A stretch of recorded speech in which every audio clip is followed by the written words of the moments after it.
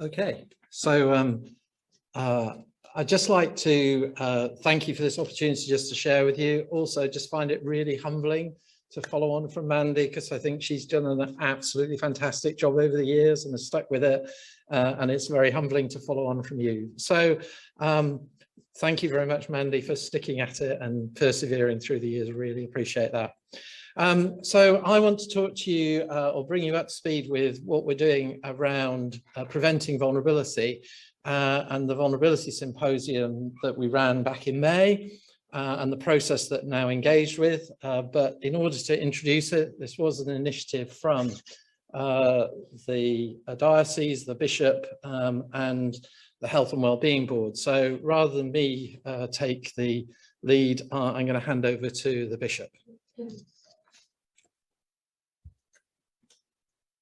Well, hello everyone. It's good to connect with you again via video. Thank you so much for coming to the event that we held in the Green Dragon a few weeks ago, which I think was quite significant for the life of our community. We gathered together a huge range of people from the voluntary sector, from the statutory sector, to think about early intervention and how we as a community can intervene earlier on in the trajectory of people's lives to protect them and keep them out of the criminal justice system and to enhance the quality of our community life together. I hope that you might want to share this video with others because we want to continue the conversation. I think that one of the things that struck me about the day was the huge amount of goodwill that was gathered from so many different people and a real determination to see what we can do to make a difference in our community.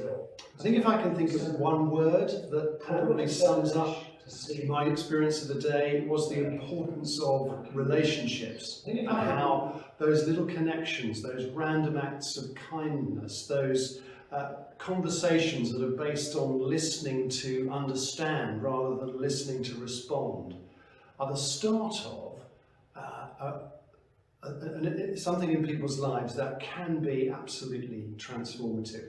We started with a Bible story, actually, the story of the Good Samaritan, which is a classic story and very familiar to people, even if they don't have a church background, of the transforming effect of kindness on someone's life. But we didn't leave it simply theoretical. It was important that we looked at the practicalities of these things too. Because, of course, we were thinking about real people's lives, and we had the privilege of members of the venture team sharing with us from their experience, conflations of course, of the experiences of real people, and we were able to interrogate their stories and look at ways in which they could have been helped earlier on in their journeys, that the outcomes didn't turn out the way that they had turned out. You can see behind me some of the diagrams that we gathered together with all of the contributions that people made, and they were helpful, incisive and very wise. And if we could have encapsulated that and applied it in the lives of those people that we were thinking about, but actually in the lives of real people, this could be absolutely transformative. And I'm sure you've all been to these sorts of conferences where you come away enthused, full of good ideas, but if we're honest, within a few weeks, it's all rather been forgotten and we go back to our ordinary lives. So one of the things we think is really important about this process is that it is a process. It's not a one-off event, but something that we're going to reflect on and consider and seek to develop going forward. And as a result of the day, we came up with a number of action projects behind me. These are the summaries of them, and people made a conscious decision that they were going to put some of these things into practice. And so we think that this day is not just going to be theory, but we hope something that is going to make a difference. And we're hoping to continue the process. We're going to gather together again in October. And I hope that you'll be able to join us again then. Maybe bring some of your team. Maybe you'd like to bring some of your team to venture here in the city, and perhaps just come and look around the space here so you can see some of the conclusions that we came to as a result of that first meeting. But with a view to taking this forward and being a transforming presence in the lives of those less fortunate than ourselves and helping to transform our communities. So thanks so much for listening, and we look forward to carrying on this process and working together with you going forward.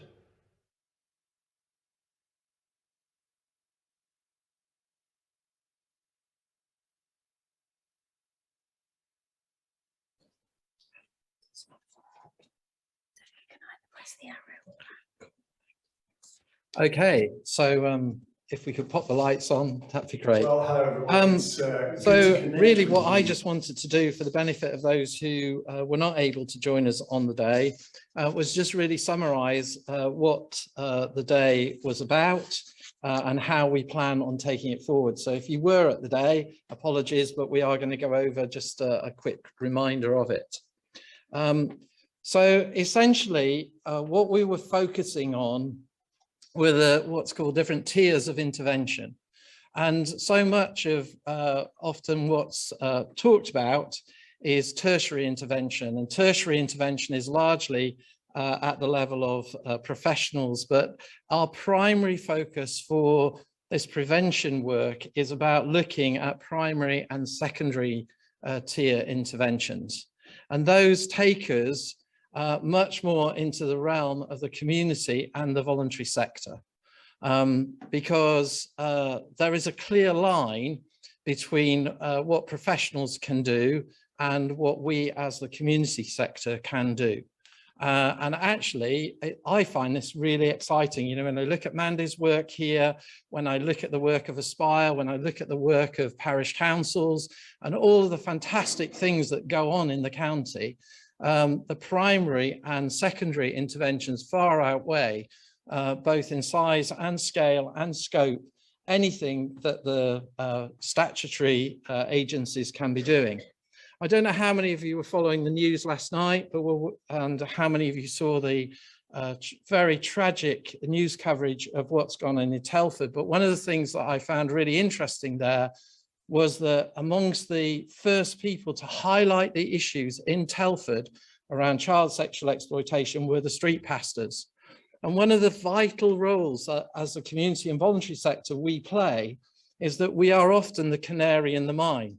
I remember a number of years ago going and seeing the police commander about what we were seeing in our Lean on Me volunteering. We were seeing a sudden spike in the number of people testing positive for hard drugs. And that was before County Lines was ever talked about in Herefordshire. We are very often the canary in the mine. We are very often the people who see things first. And what this work is really about in prevention is looking at, okay, so if we see things first, how do we empower people to act?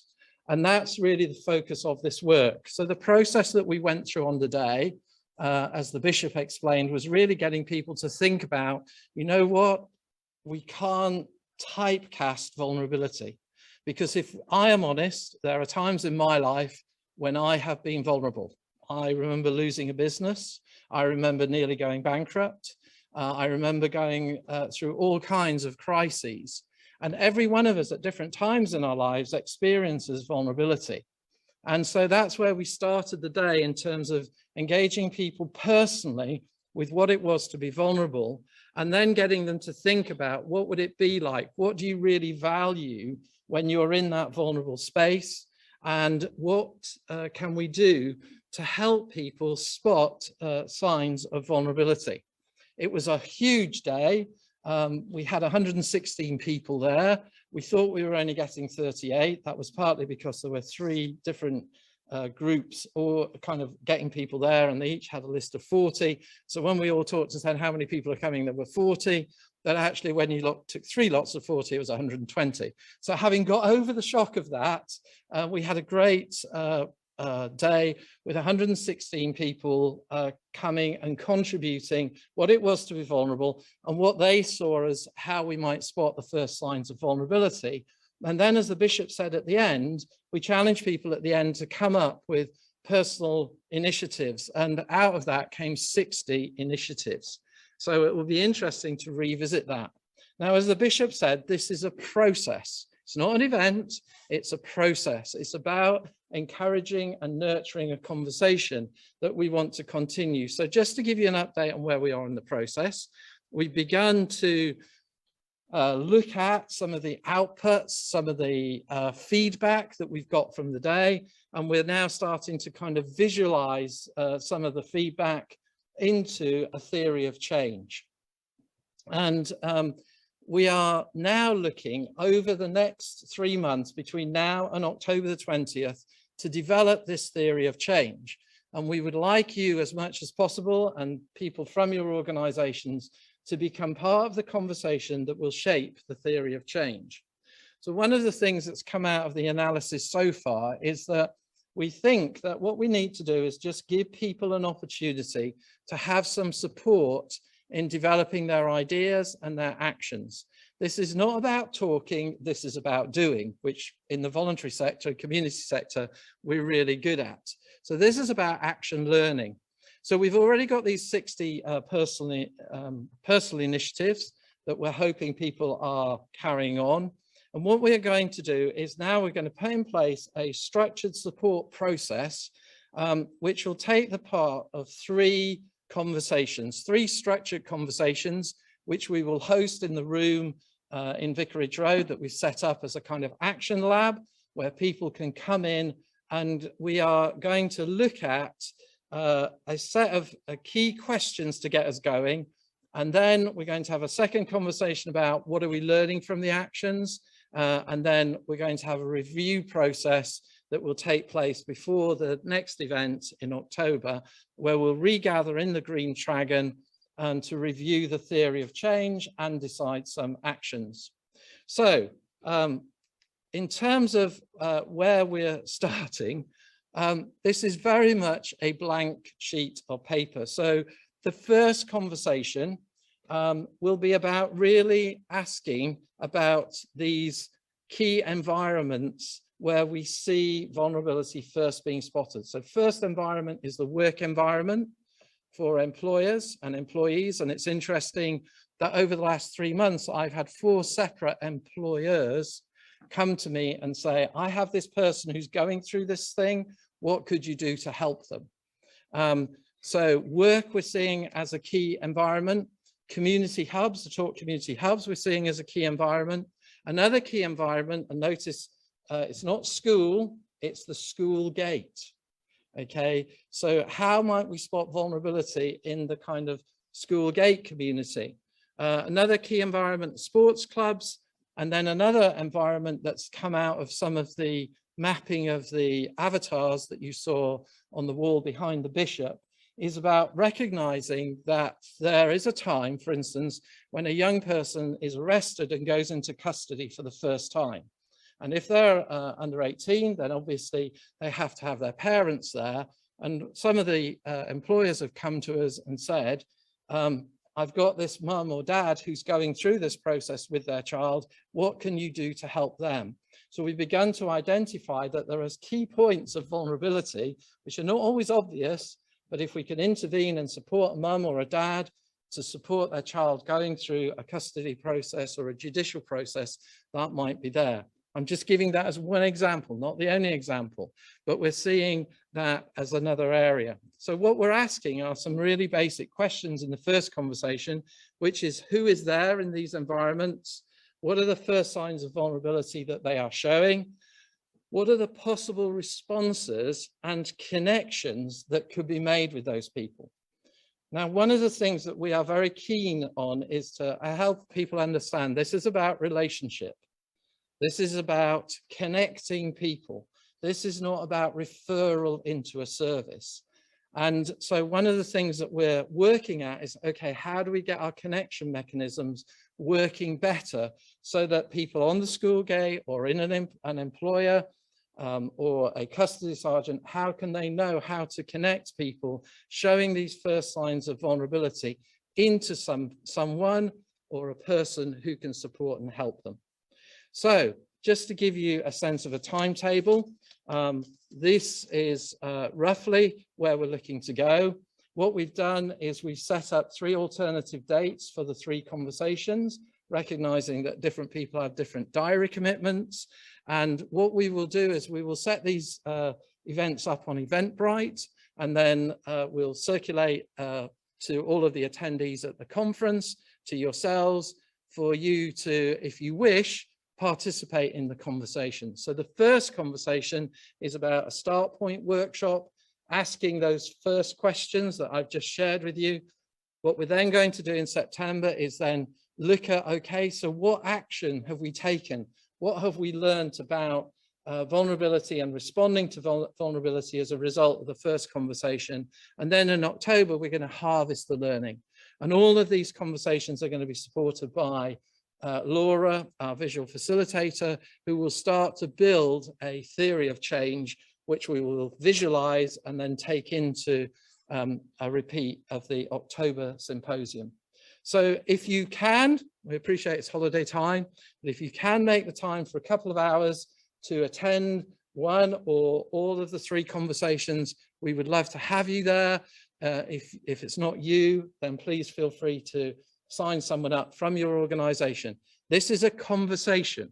This is not about a presentation.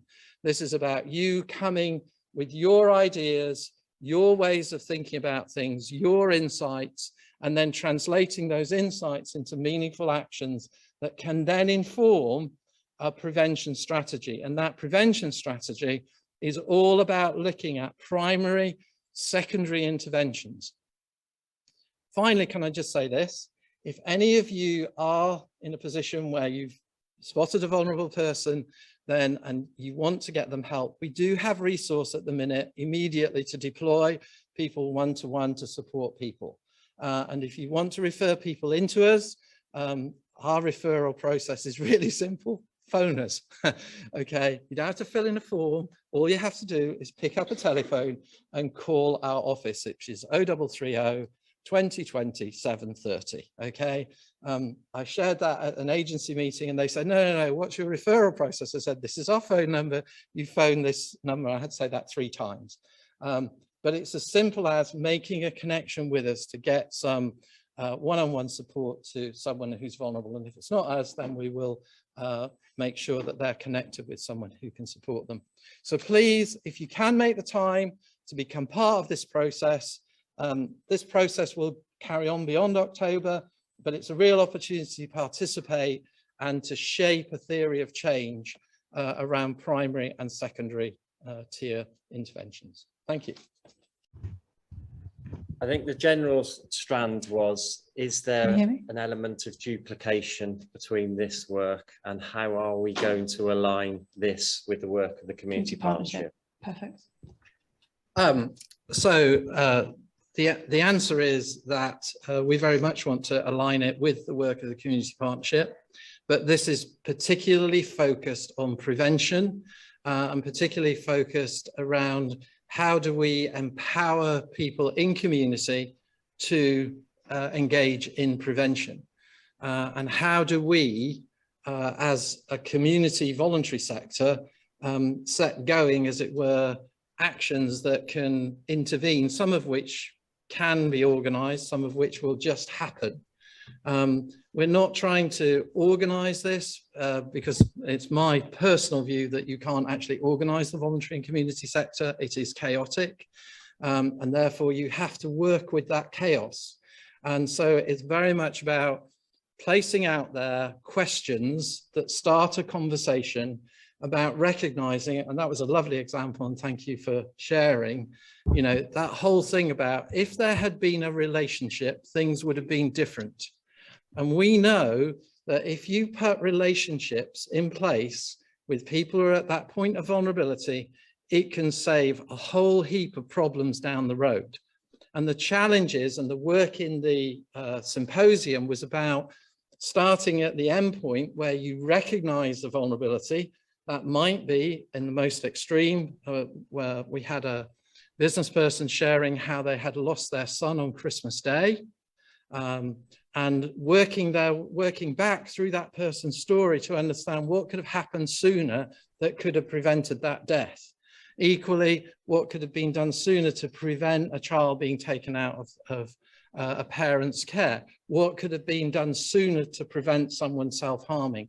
Helping people think back to those first signs, and then what could be done, not what service could be provided, because this is not about tier 3 tertiary interventions. This is about primary and secondary. How do we equip and empower ordinary people on the school gate to recognize vulnerability and to step in and to make a difference? And this is about mobilizing community and connecting people with community, so community can make a difference. And how that then aligns, hopefully that will emerge over the process of the next 6 months.